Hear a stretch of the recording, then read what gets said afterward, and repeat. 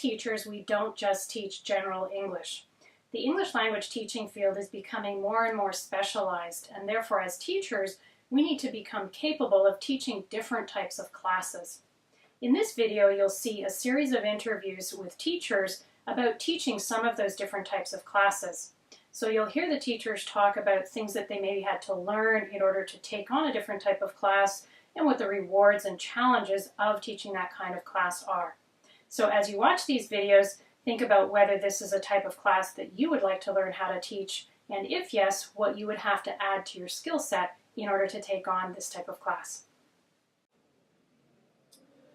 Teaching the KL class is rewarding mostly because these are students who have basically completed their ESL training and they're ready to go to university. So these are students, who are very, very close to reaching their ultimate goal of studying university in Canada, and helping them finish that last 2% of their studies is very rewarding. The challenges with the KL course are, I would say, that the pressure that the students are under. For a lot of them, they have to pass the test, or they'll lose their scholarship, their visa might expire, or they don't go to university. So it's a lot of stress for the students, and sometimes there's pressure for the teachers as well. For a new teacher doing the test preparation classes, I would say preparation. The more you know, the more information you're able to give them. The effort you put into a class is the effort your students will give back. So you should always focus on your own preparation. Something else would be to be aware of what the students' goals are, what they need, and just keep that in mind, so that if they're not doing their homework or not focused, there could be outside influences on that. So make sure you're aware of their situations as well.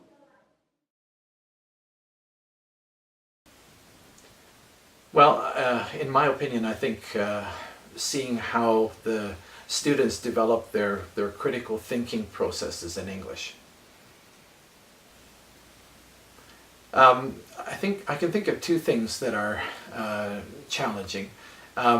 One is to try and get the students to relax about grammar. They've been very good at memorizing grammar rules, but they haven't really thought about how to apply these grammar rules in a realistic sense in either their speaking or their listening. They're always complaining to me that they always forget the grammar at the crucial moment.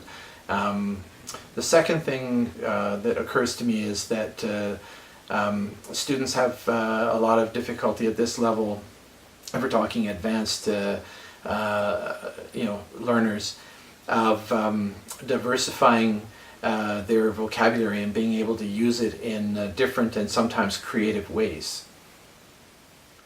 I think I can think of two things. The first one is I think it's still okay to have fun in the class, even though we're teaching at a higher level, for academic purposes. The fact is that they're still students of ESL and language learners, and as we know, having fun in the classroom is still a great way to encourage the learning process. The other thing I might suggest is that students at this level are very capable of acquiring the knowledge about any particular point that you might want to teach by themselves using internet or the textbook.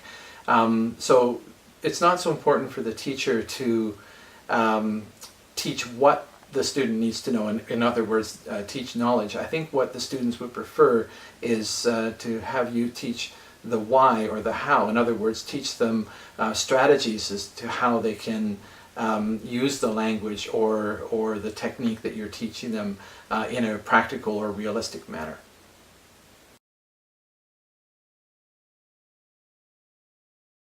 I'm a workplace coordinator at Red Deer College, so I work with employers and students on a work communication program for the workforce. So I contact employers and see if they're interested in having students in their workplace, and I also have employers come and talk in the class to students about working there and about how to retain a job, how to go for an interview, a whole variety of topics that the students are really interested in knowing about. The majority of things that I do day to day is networking with employers and actually other community groups as well, and maintaining a network of people that we can draw on for the course that's current or for future courses. And also I do work one-on-one with students who are wanting work placements, and I also work with the teacher in the class to provide her with employers that she needs for speaking to the students that are appropriate for the students that are in the class. I moved into this type of job. There were a couple of reasons. Firstly, it was tied in with what I'd done in the past. I have actually been a workplace coordinator many years ago for students who are young, not ESL students. So I've had that kind of experience and know how to talk to employers and so on and monitor work placements. The second reason was that it really has a lot to do with student motivation. Students are really wanting to work here, and so it was one way of getting involved in that type of field, people working and being motivated to improve their English skills at work so that they get better positions. And thirdly, just the practicality of often we don't always have enough classes in my area where I'm living, and so this provided me with a different opportunity to do something different and not have to do classroom teaching when perhaps the weather is bad for driving or when there's no classes to teach. Despite the challenges, there are quite a number of rewarding things about this position. Firstly, as I mentioned before, the students are really motivated to be employed and to improve their prospects. Secondly, if you have a really good match with a student and an employer, then they get a job, or the employer is really happy with them, and in the future perhaps they get a job. Students often thank you for the things that you do, like the people that you bring into the classroom for them to listen to and for the work placements. So yeah, those would be the major rewards of this position. The challenges of this role are quite interesting. For example, the challenge of always being out front and being, doing the networking is something that we don't always do as ESL teachers with employers. Sometimes employers aren't interested in taking part in the program for various reasons. The bottom line takes, sometimes having somebody in your workplace takes away from the bottom line because your staff have to work with them. And so you have to be able to handle rejection a little bit. So challenges, yeah, and being out of the classroom as well and not working so much with the students is also a little bit of a challenge, because that's really why I did get into ESL in the first place, was to work with students in a classroom situation. But this is another opportunity, and it may lead to something different in the future. You never know, The advice I'd give somebody who's thinking of doing this is, well, to think carefully first about, do they really want to leave the classroom? Because you don't have as much to do with the students as you do on one-on-one, and you're not teaching in a classroom situation. But you are with the students one-on-one and working towards their goals, so that's the positive thing. Yeah, so perhaps that's something that they should consider carefully, is, do they really want to leave the classroom? And transition to that. The second thing is to be able to handle rejection, because not everybody wants to participate and not everybody wants to have people from different countries and cultures in their workplace. And so there's that whole, getting people used to English as a second language speakers, particularly if they haven't had somebody like that in their workplace before. So yeah, there's a few things that they should consider, but it's worth it. It's a little bit different, and you can always go back to classroom teaching. One of the major things that sets this job apart from a non-teaching job is that you do develop a relationship with the students, and really quite an intense relationship sometimes, because the students are telling you about their lives and telling you about their hopes and dreams, and you're trying to match what they're wanting with employers and placements. So from that point of view, you do develop quite nice relationships with students, and even now I'm still in touch with some of my students who are working and are quite happy with their workplace, and you know, yeah, it's an ongoing kind of relationship, and it can be for a period of months rather than just a one-on and then you don't see them again. I teach communication skills for health professionals. It's a specialized course for immigrant doctors and nurses designed to help them acquire the soft skills necessary to function well in the Canadian healthcare context. In a sense, it's kind of a job preparation program. So that's the short answer there. The interesting thing about the course is that it uses a performance-based methodology, so it's a very different teaching learning model than the traditional style of teaching and learning.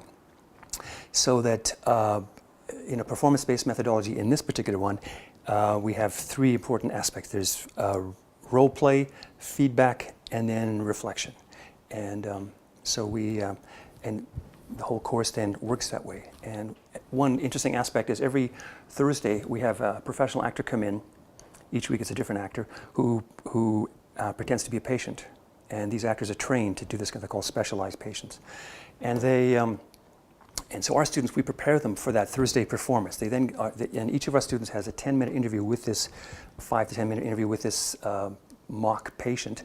We film it, and then once it's done, they get feedback from the actor, from the language consultant, that's me, and then from our health consultant, who's a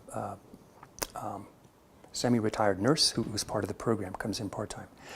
So it gets feedback in that three ways. And then the next day, all the students watch each other's movies or videos, and they give each other feedback, having been trained how to give feedback appropriately. So I know it was a long answer to the question, what do I do? But this is not a typical kind of language class. Well, I had been teaching for about 20 years, and mostly traditional ESL format, and particularly where I work now with in English in academic preparation courses, mostly helping people learn to write essays and prepare them to make the leap into college or university. So I've been doing that for a long time and was good at it. But then I became a trainer for a teacher training program. And then I saw that's like a different hat you wear. You're not quite a teacher. These people who come in have a lot of experience, and they're just looking for a very specific skill. So it's not. It was a bit of a different teaching model, and so I liked that, being a trainer. From there, I also, for some reason, had an interest in English in the workplace courses that we weren't doing, but other organizations were doing. You know, English for engineers or English for foreign trained accountants, that kind of stuff. Which so whenever we'd have professional conferences, I would attend workshops in those kind of settings, in that field of workplace English. In the end, then 3 years ago, my department said, we're starting this course, is anybody interested? So I could see that it combined these two things, being a trainer and in a sense, it's a workplace readiness kind of program. So I thought that appeals to me, and I was the first one to apply. So one of the things I enjoy about this role is my role is much more of a, as I said before, a drama coach or a theater director, and working with a well-designed curriculum, that together, I just have. That combined with the students who are so motivated that they come in, they really can, after a while they begin to see the effectiveness of this program. They see the improvement in themselves from week to week through the filming we do. They buy in more and more. They may be a little hesitant at first, and they may not want to do the role play. Some of them aren't keen on acting or being filmed. But slowly even the most resistant ones buy in. And it's so satisfying to see that, and they see the progress. They can see that, and they hear it from it, not just from me, but they get feedback, like I said, from an actor, from a nurse, and from their classmates. So it's a very supportive style of learning. So that's one of the things I enjoy about it. it's I think of other things. The people I encounter, I've learned so much about the Canadian healthcare system, but also about diseases in general. Like what's really odd is in week 9 and 10 of the course, we teach delivering bad news and how to tell somebody that your mother's dying or that you're dying of cancer, pancreatic cancer or something. I've been doing this now for 6 semesters in a row, and I come out and I treat it, and I have present the materials and do all that sort of thing. But I'm just an ESL teacher. I've never had to deliver bad news. These people actually have the real experience, so it's a bit, how could I say, Twilight Zone-ish at times. When, yet I understand. My role is to say, in Canada, this is how delivering bad news would be done. And these are some options, and this is some of the language you might use to do that.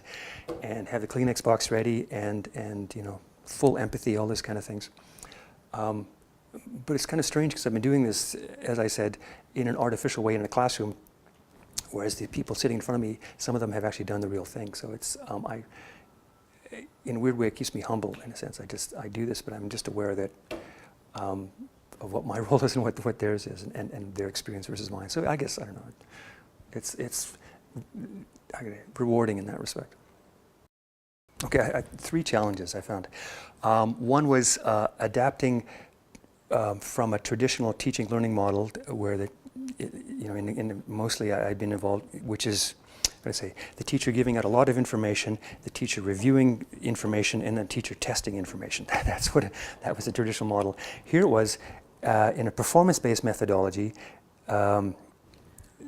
My role became much less of as someone who gives information, but as someone who takes a group of people with a whole lot of clinical medical experience and just adjusting their experience and providing what we call soft skills so they could fit into a Canadian healthcare context and which has patient-centered care as its core. Which I didn't know anything about before, but now I understand that a lot of countries in the world, they have what's called either doctor-centered care or family-centered care. So for example, if your grandmother's dying, in Canada, the physician tells the grandmother you're dying. In other cultures, they tell the whole family, and they leave it to the family to deliver the news or not deliver the news. So there's differences like that I learned about, I've learned. And so the challenge was understanding my role is not giving information, but just sort of adjusting things. And so because we were doing so much role play, and I have to say, no, cut, try this again, change that. My role was much more of a drama coach or like a theater director than a traditional teacher.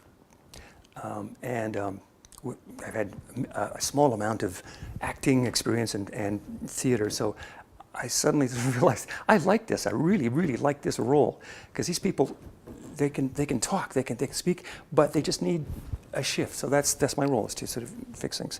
And with a well-designed curriculum together with this performance methodology, I found that was a challenge. Well, no, I'm leaping ahead to think what I enjoy about it, I guess.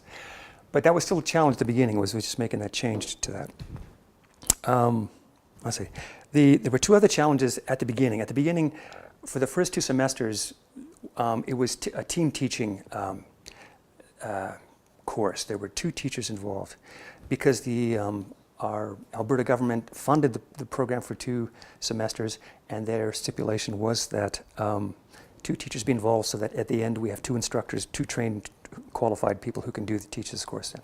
So in the end, I got along well with my colleague who I was team teaching with.